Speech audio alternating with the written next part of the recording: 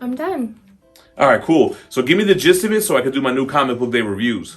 Okay, so there's a girl Carnage and a girl Venom, and they're angry at each other because Gwen Stacy, she's not in their band anymore. Now they're just fighting. What's going on, Geminites? GemMint here with today's new comic book day reviews. It's Wednesday, February 3rd. We're going to go through this large stack of today's new releases as spoiler-free as possible. Before we get started, make sure you hit that subscribe button for weekly comic book day reviews every single week. And I'm giving away a Batman Killing Joke CGC 9.8 once we hit 110,000 subscribers. Stay tuned until the end of the video for my pick of the week and the details on how you could enter the giveaway. Speaking of giveaways, we recently did one with Sideshow Collectibles as part of Amy and Paul's comic haul, and we gave away a 1/10 scale Wolverine statue. The winner of that statue is Lacey Williams. Congratulations, and thank you for watching the show. This was kind of a light week for independent books and for Marvel. It was basically just all King and Black stuff.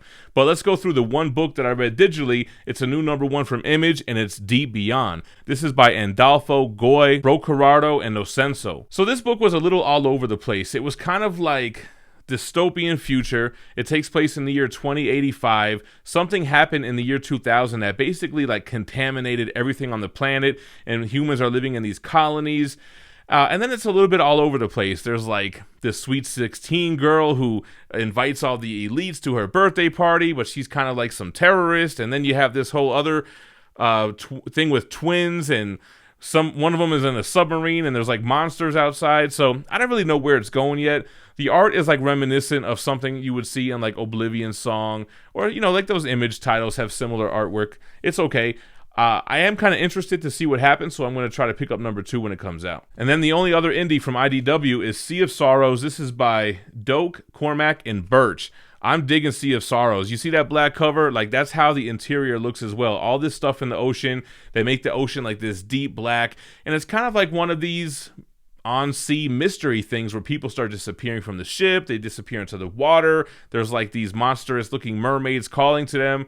And then you have the human turmoil on the boat. They're gold diggers. They're trying to get gold from the shipwreckage, and some bad people on there, and kind of like a whodunit kind of thing going on here. So definitely digging Sea of Sorrows.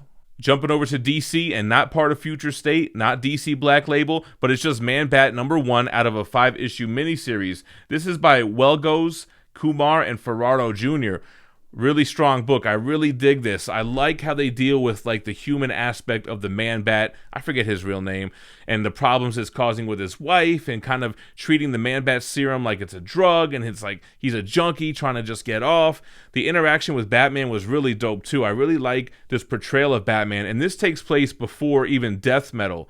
So cool little story, not really tied into what's going on right now, but going back a little while. Nice artwork. It's kind of like, I want to say Batman animated series, but way more realistic. But those are like the vibes that I got. It's not cartoonish at all, but I don't know, this version of Batman reminded me a lot of that Batman. All right, jumping into Future State, we got some hits and some misses. So here's next Batman issue 3. There's 3 stories in here. You got the Tim Fox Batman story, another Outsiders and Arkham Knight story. So a lot of creators on here: Ridley, Thomas, Jenkins, Braga, Kumar, Herbert, Fernandez, Bonvillain, Belair, and Eltabe.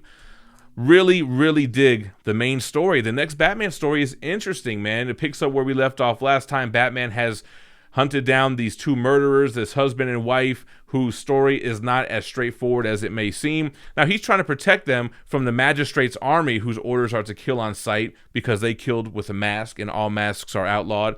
And he's trying to get them to the police without him getting killed, and without, hopefully, the police killing them as well. I like the artwork. I like this little 5 years in the future, this magistrate ran Gotham. It's interesting. Now, as far as Outsiders and Arkham Knights, not interesting. Kind of feel the same way that I felt about the backup stories in the last 2 issues. Arkham Knights just feels like a video game with like this random team of like Killer Croc, Clayface, the Arkham Knight, and other Bat Family people.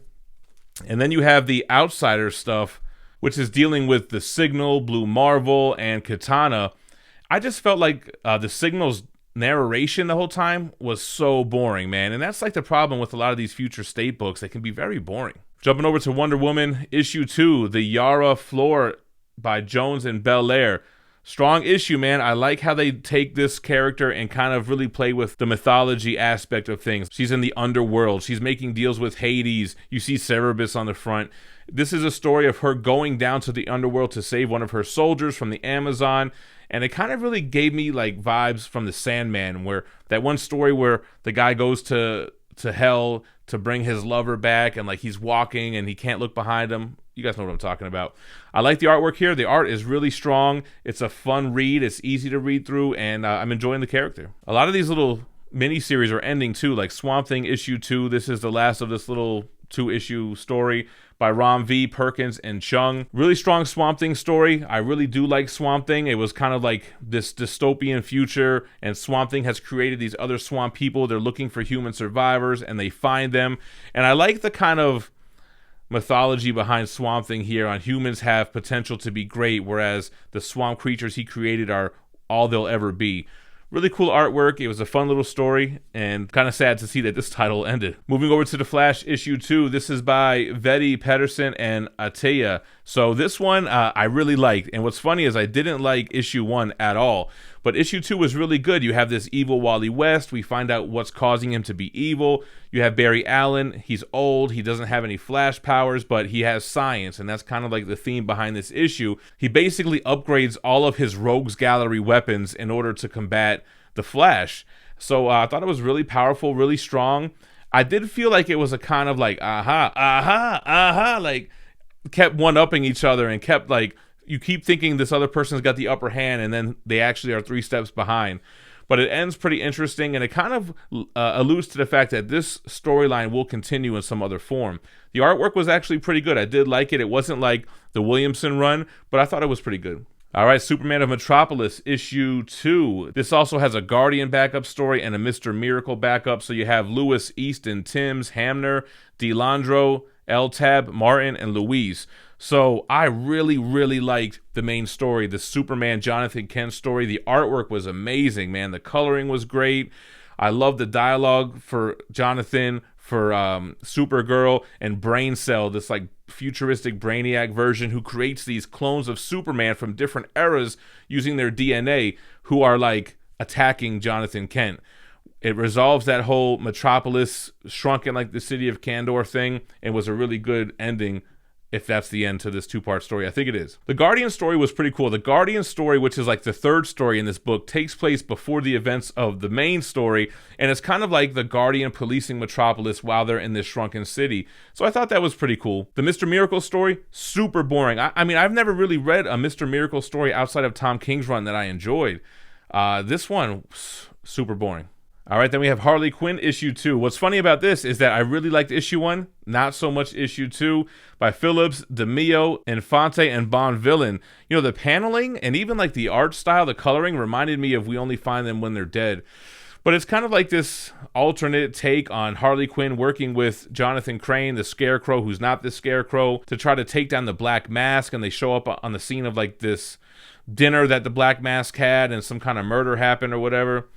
I thought it was pretty lackluster. Jumping over to Marvel, we have Hellions issue 9. This is by Wells, Segovia, and Curel.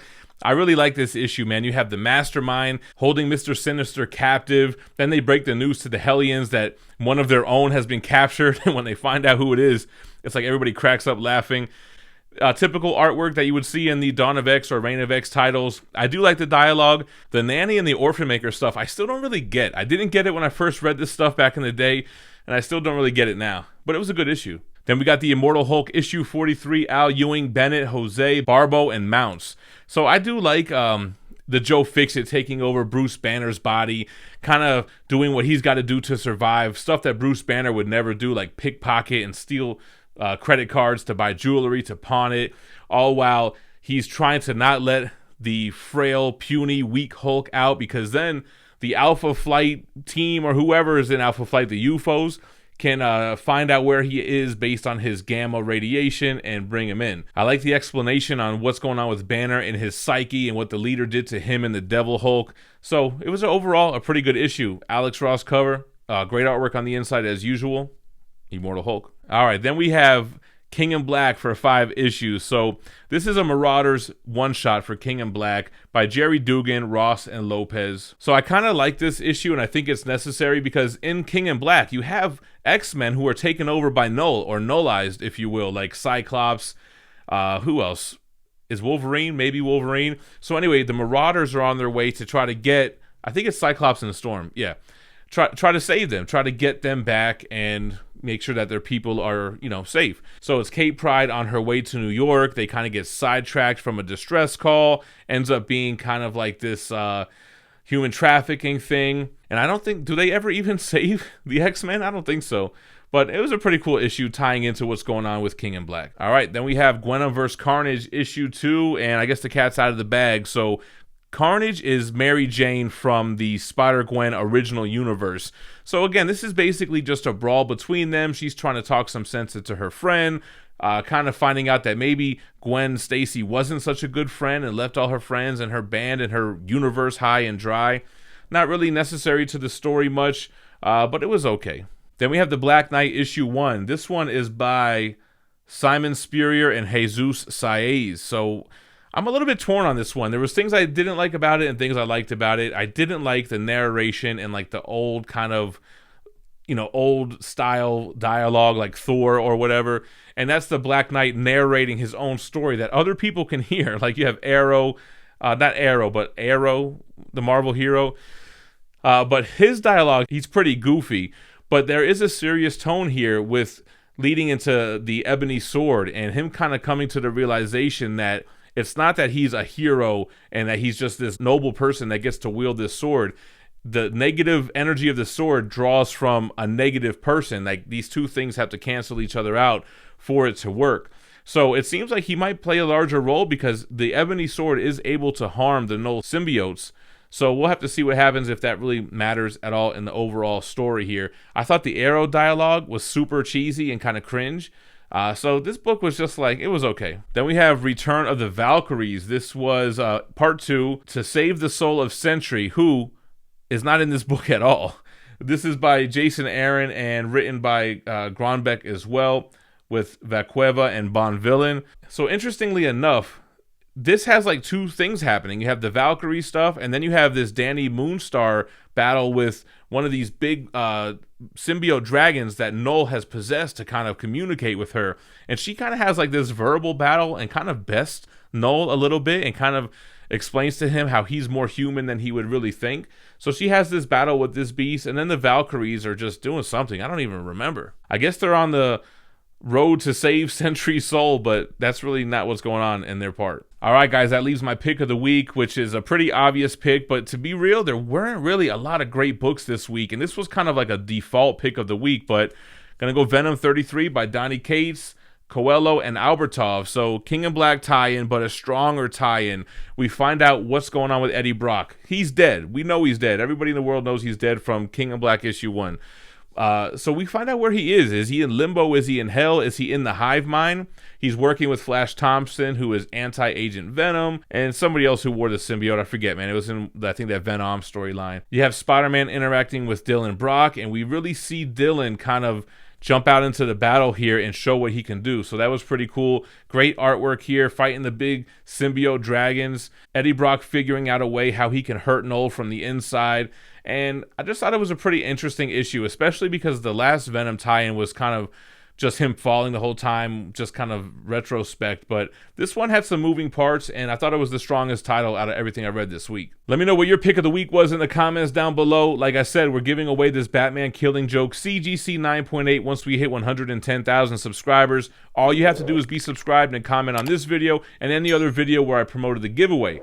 Once we hit the milestone, we'll go live and I'll pick a random video and use a random YouTube comment generator to draw a worldwide winner. Besides subscribing, if you guys want to support the channel in other ways, consider joining our membership program by hitting the join button next to the subscribe. There's 3 tiers that'll give you a GemMintC next to your name, early access to all videos, and a chance at winning a gem crate every single month. Plus, we have our Teespring account that has all of our merch and t-shirts, long sleeves, hoodies, and more. You can see the link for that in the description. And check out our partners at Street Level Hero, who have exclusive variant covers with drops every Tuesday and Thursday. If you use the code GEMMINT at checkout, you'll save 10% off of any item on the store, and that code is good for life. You can use it as much as you like. That's going to be in the description as well. I appreciate you guys watching, but don't go anywhere. Check out my other new comic book day reviews and stay minty fresh. Peace.